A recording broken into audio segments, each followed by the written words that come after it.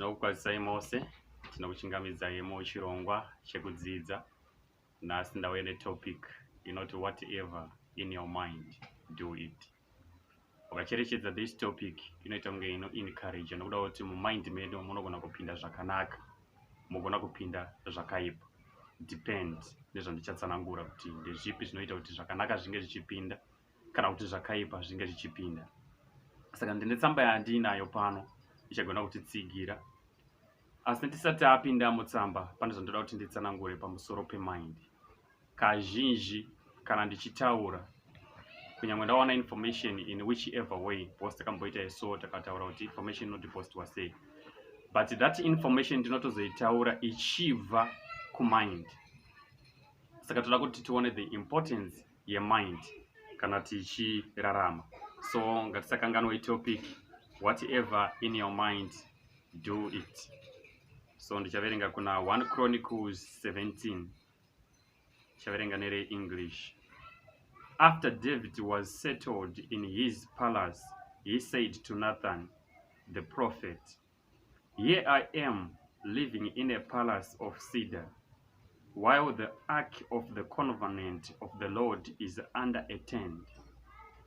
Nathan replied to David, "Whatever you have in mind, do it, for God is with you."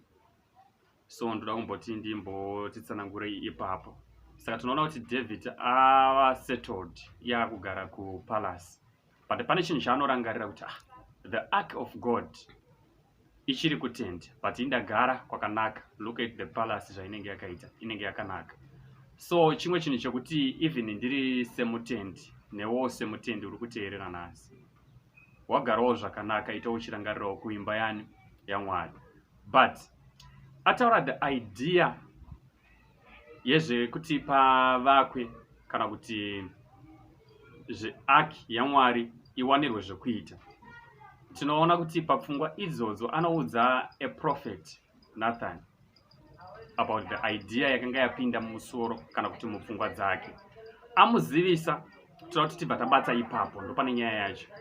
Anobva amutaurira kuti izvozvo zviri mumind menyu izvozvo itai, but on a condition yakakosha kwatiri, kuti tinogona kuita zvinhu zviri mumind but zvambounzwa nani. But apa tinoona kuti ari kunzi itai izvozvo nekuda kuti Mwari anemi. Itai izvozvo nekuda kuti Mwari anemi. So chandikuedza kutsanangura ndechekuti kana uri mutendi, kazhinji uchifamba naMwari kana Mwari ainewe, zvinopinda mupfungwa mako is correct, zvinoda kuti zviitwe. So tinogona kuita zvimwe zvinhu muupenyu hwedu zvatiri kuchemera kuti hasisa zvapindurwa, hasa ndasangana ne a dream, whereas in your mind zvakatoiswa. Because kana ainewe iwe uchitaura through the mind, anokuisira ikoko kwaunotaura nako zvichibva. Because kana uchida kunazozvinzwisa ndipo panozoona kuti chiti mumwe munhu akataura unzi muchitangawo mafunga, kureva kuti ari kutonzi munhu itanga wafunga nekuda kuti ngazvibve nekumind, zvagaiwa zvaprocesswa zvakanaka.